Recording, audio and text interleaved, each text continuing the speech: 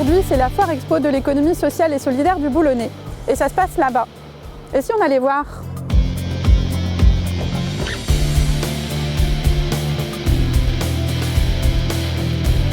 Alors moi c'est Julie, j'ai 16 ans, je suis au lycée et je fais partie de la coopérative Entrecop, coopérative jeunesse de service qui rassemble un groupe de jeunes qui démarchent des entreprises locales pour rendre des services et faire un petit peu d'argent tous les mois. On fait tout ensemble, que ce soit les jeunes d'Entrecop ou les habitants de la ville.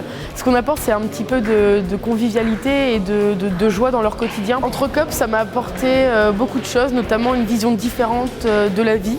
Une façon différente de consommer. Sophie Cazenave, la directrice de l'association Les Paniers de la Mer à Boulogne, donc une association chantier d'insertion qui valorise les invendus de la criée au profit de l'aide alimentaire pour des poissons qui sont préparés au sein de notre atelier par 20 personnes en parcours de formation. Notre activité est au cœur de l'économie sociale et solidaire puisque nous allions à la fois le solidaire par le volet de l'aide alimentaire et l'économique par le fait qu'on est quand même comme un atelier de marée classique. Et ce que ça apporte à nos salariés, c'est que notamment leur travail puisse bénéficier à d'autres qui sont dans des situations peut-être plus critiques qu'eux. Et donc on est vraiment sur une chaîne de solidarité. On découvre ici quelques structures, mais l'économie sociale et solidaire regroupe toute une variété de champs qui touchent à notre quotidien. Les services à la personne, l'habitat, la santé, les loisirs, les finances et l'environnement. Je suis Thomas Allo et je suis chargé de mission accompagnement à l'économie sociale et solidaire au sein de la BGE Littoral Opale. Ma mission, c'est d'accompagner les porteurs de projets qui ont envie de créer une structure, une activité, une entreprise d'économie sociale et solidaire. C'est un vrai modèle économique, c'est une vraie économie pour répondre à un besoin social d'un territoire ou auprès d'un groupe de personnes. Donc on est obligé d'aller chercher de l'économie, de vendre des biens, des services, des prestations. Je m'appelle Véronique Lénard, je suis co-gérante du club Cigaboule de Boulogne. C'est un club cigale qui regroupe une douzaine de personnes qui ont décidé d'épargner ensemble. L'idée étant de mettre cette épargne à disposition de la création d'entreprises dans le Boulonnais. Donc de créer de l'emploi sur le territoire et pour les habitants en général, c'est apporter un service. Ça peut être autour d'un projet de création d'une micro-crèche par exemple ou accompagner un agriculteur à créer son entreprise. Ça aussi, ça peut rendre un service de proximité aux habitants du territoire. Savez-vous que l'économie sociale et solidaire compte dans le Boulonnais 1300 structures, soit 5000 emplois ?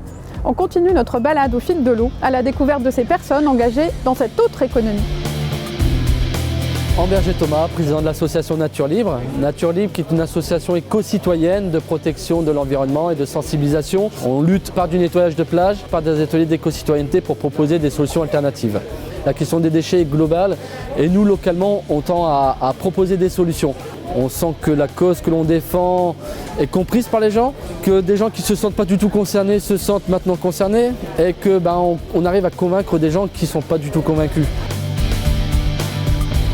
Céline Tassard, co-responsable du Café des enfants Marelle et Ricochet. Le Café des enfants est un espace qui accueille les enfants de 0 à 12 ans accompagnés d'un adulte. Les familles peuvent venir se détendre autour d'une consommation ou jouer avec les amis. On y propose également des ateliers par enfant. On travaille sur l'entraide, sur les échanges, le partage. On intègre pleinement les adhérents à la vie du café, que ce soit pour les animations, le service, l'accueil. On favorise la mixité sociale. La structure est accessible à tous.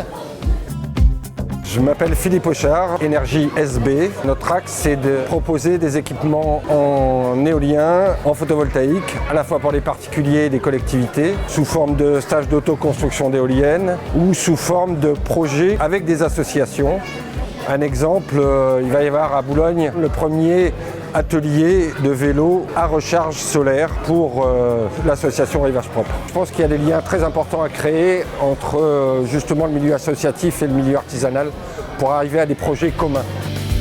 Dolores Jans, coordinatrice de la laverie solidaire Bulle et Blablabla. Les gens peuvent laver, sécher, repasser leur linge ou déposer leur panier, le récupérer propre et repasser. Les tarifs dépendent des revenus des usagers.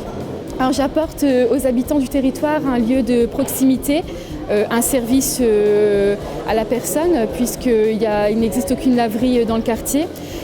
Aussi un endroit où les personnes peuvent se retrouver pour discuter, boire un café en toute simplicité et en toute convivialité. On l'a compris, l'économie sociale et solidaire, c'est une vraie économie avec les coopératives, les associations, les entreprises, les mutuelles, qui toutes créent de la richesse, mais en y ajoutant une bonne dose de sens. Si l'économie sociale et solidaire était un plat, moi je dirais que ce serait un couscous. Un plat d'hiver, un plat très riche, convivial, ça rappelle aussi le côté familial. Je pense que ce serait une grande soupe.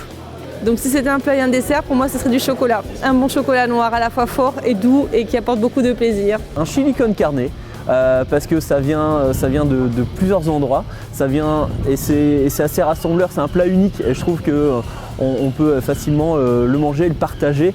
Je trouve que et c'est un petit peu épicé, c'est ça qui est aussi intéressant. Des lasagnes.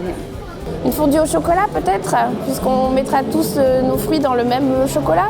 Pour moi, ce serait une carbonade flamande. Une bonne jardinière de légumes avec son condensé de légumes qui vient de la terre, quelque chose de naturel pour un résultat savoureux.